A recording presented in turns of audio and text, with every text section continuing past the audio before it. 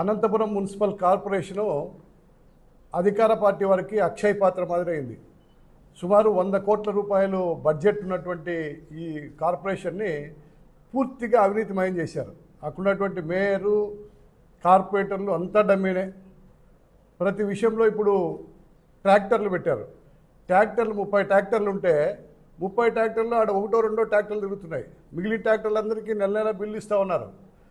దాంతోపాటు water supply చేసేదానికి water ట్యాంకర్లు పెట్టారు.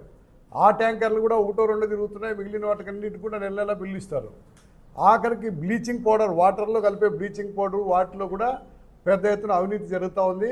ఈరోజు టౌన్ ప్లానింగ్ యొక్క అనుమతి కావాలంటే కూడా అక్కడ ఎమ్మెల్యే కార్యాలయం యొక్క అనుమతి తీసుకోవాల్సిన పరిస్థితి ఏర్పడింది.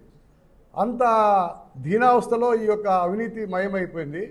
అందుకని అనంతపురం మున్సిపల్ కార్పొరేషనే కాదు, మొత్తం మున్సిపాలిటీ అన్నింటిపైన ఏసీబీ ఎంక్వైరీ చేయాలని చెప్పి కోరుతా ఉన్నాం. ఏసీబీ దాడులు నిర్వహించాలని కోరుతా ఉన్నాం. ఎందుకంటే ప్రజలకి డబ్బు ఇవ్వకుంటే ఈ మున్సిపాలిటీలో ఎక్కడ కూడా ఒక్క పని కూడా జరిగే పరిస్థితి లేదు. ఆఖరికి ఇక్కడ వేణుగోపాల్ నగర్లో మరి అక్కడ 34 సెంట్లు సెంట్రల్ పార్క్ ఏర్పాటు చేసినారు. ఆ సెంట్రల్ పార్కు క్యాన్సిల్ అయింది. క్యాన్సిల్ అయితే ఆ భూములన్నీ వాళ్ళకే ఇచ్చినారు. ఇస్తే వాళ్ళు 10 సెంట్లు ప్రభుత్వానికి, మున్సిపాలిటీకి వాళ్ళ భూమి, సొంత భూమిని రాసిచ్చారు.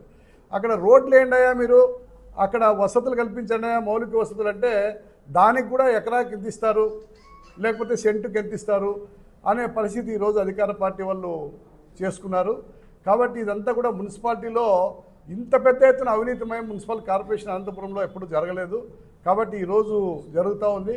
దానికోసమే ఇటువంటి అధికార పార్టీ అవినీతిని, ముఖ్యంగా ఎమ్మెల్యే కార్యాలయము, ఎమ్మెల్యే అనుచరులు ఈ దందాలకు పాల్పడుతున్నారు. చేయని పని కూడా చేసినట్లు వాళ్ళు బిల్లులు తీసుకుంటూ ఉన్నారు. ఆ సి బిల్లులో ఏదో అవన్నీ కూడా ఎప్పటికప్పుడు శాంక్షన్ అవుతూ ఉన్నాయి. మరి మీరు ఎక్కడ పనిచేశారు? పారదర్శకత లేదు. అసలు మున్సిపల్ కార్పొరేషన్లో మీటింగ్లో చెప్పరు, ఎక్కడ చెప్పుకోకుండా ఇది ఒక అక్షయ పాత్ర మాదిరి మీరంతా కూడా దాంట్లో వచ్చే ఆదాయాన్ని, ప్రజలు కట్టే పన్నుల్ని అంతా కూడా దుర్వినియోగం చేస్తూ ఉన్నారు.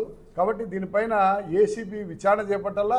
అన్ని మున్సిపాలిటీల్లో నన్ను అడిగితే ఏసీబీ బ్రాంచ్లు కూడా పెట్టాలని కోరుతా ఉన్నాం. ఎందుకంటే ప్రజలకి కనీసం యాంటీ కరప్షన్ బ్యూరో కన్నా అడపోయి రిపోర్ట్ చేసుకునేదానికి, ఈ రకమైనటువంటి లంచాల అవతారము, లంచాలు అడిగేటువంటి అధికారులపైన చర్య తీసుకునేదానికి, పాలకులపైన చర్య తీసుకునేదానికి ఈ ప్రభుత్వం చర్యలు తీసుకోవాలని చెప్పి కోరుతా ఉన్నాము. రానున్న రోజుల్లో ఈ అవినీతికి వ్యతిరేకంగా మా సిపిఐ పార్టీ పెద్ద ఎత్తున ఆందోళన చేస్తుంది.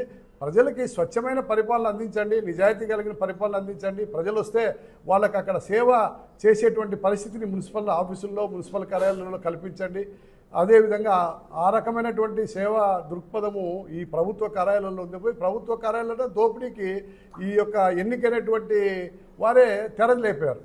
తెరలేపి అక్కడంతా కూడా ఈ అవినీతికి పాల్పడుతున్నారు.